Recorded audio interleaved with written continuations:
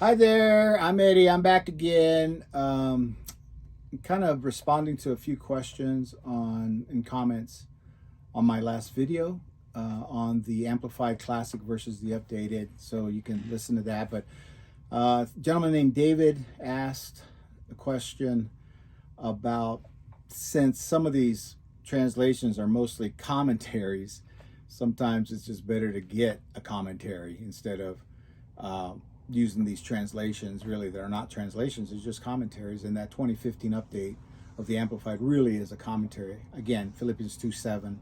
Just read that, count words. I think that's the simplest way. If you don't have any Greek background, that's the simplest way. By the way, added to that, the Greek only uses 15 words. The New King James uses 19.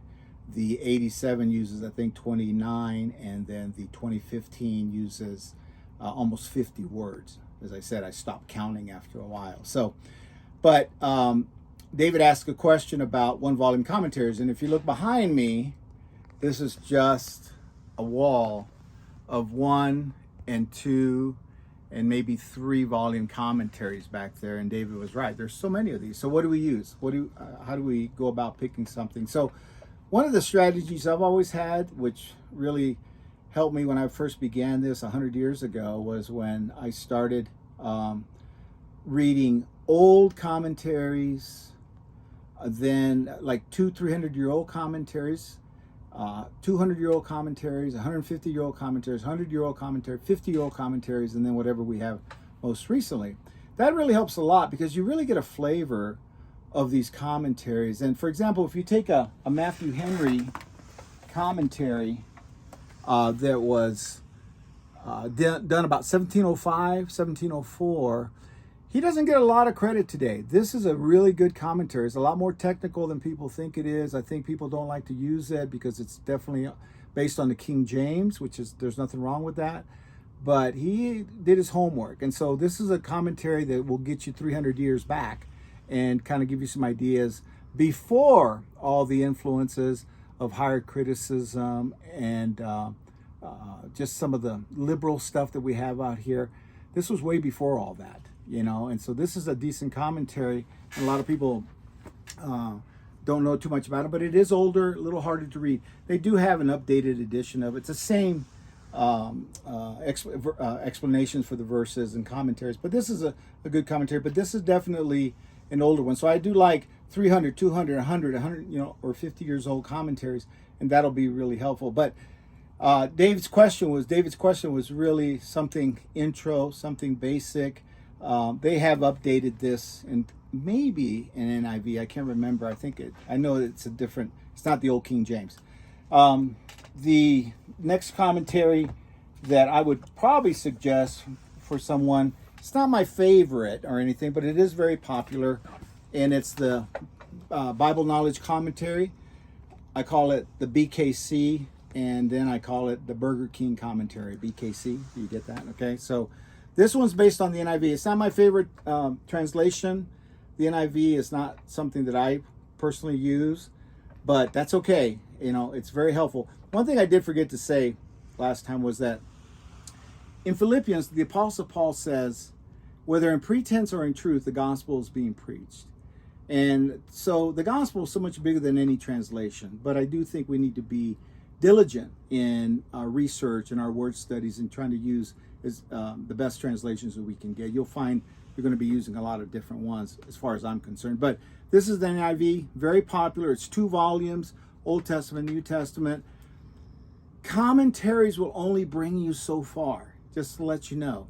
You're going to go to Romans chapter 6, verse 23. You're going to read it. You got your study Bible, it gives you a little note there. And then you grab a 1 volume. It's got a little bit more, and you're going to be wanting something more. I guarantee you. So eventually, as you grow through this and learn more about this stuff, you're probably going to want an individual commentary on just that book, a book of Romans.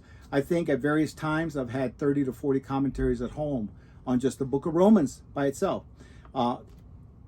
Important to understand. Find out where these people sit, and then you will see what they're going to teach you.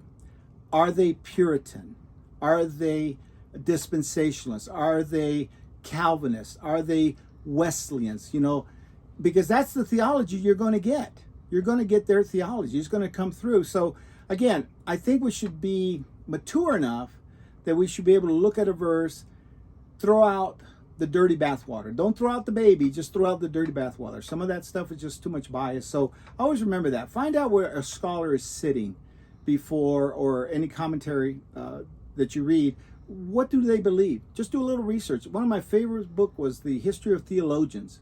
It was one of my favorite books just because I could listen to or read about what did Matthew Henry believe? You know, when was he born and what did he do and what was influential? So that's really, really important. So this is not a bad translation. I don't like the NIV, but it's okay. I can deal with that. There's other, I'm just giving you some examples of some pretty ones. These are just pretty. It's just very pretty. Uses a little bit of everything.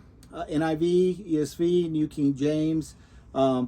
This one, because it's really not, I mean, a lot of people don't know these guys, but it's really a compilation of various authors. And I think it's pretty neutral in many ways. And so this is not something, this is a decent little commentary on the whole Bible. It's pretty up to date, you know, the last, 30 years, 20 years, something like that. One thing about theologians and these commentaries, they all steal from each other. They're always stealing from each other. It's not not very often do they have, you know, their own ideas. They're just borrowing from everybody and just going from there. So that's important to know. So personally, if I was going to get a commentary, this is middle of the road for me, middle to upper in theology and in research, anything that has Bible background. This has been kind of the latest in the last 10 or 15 years, studying the culture, the background of the Bible. And I think Keener and Walton and these guys, Longman, I think is one of the guys in here.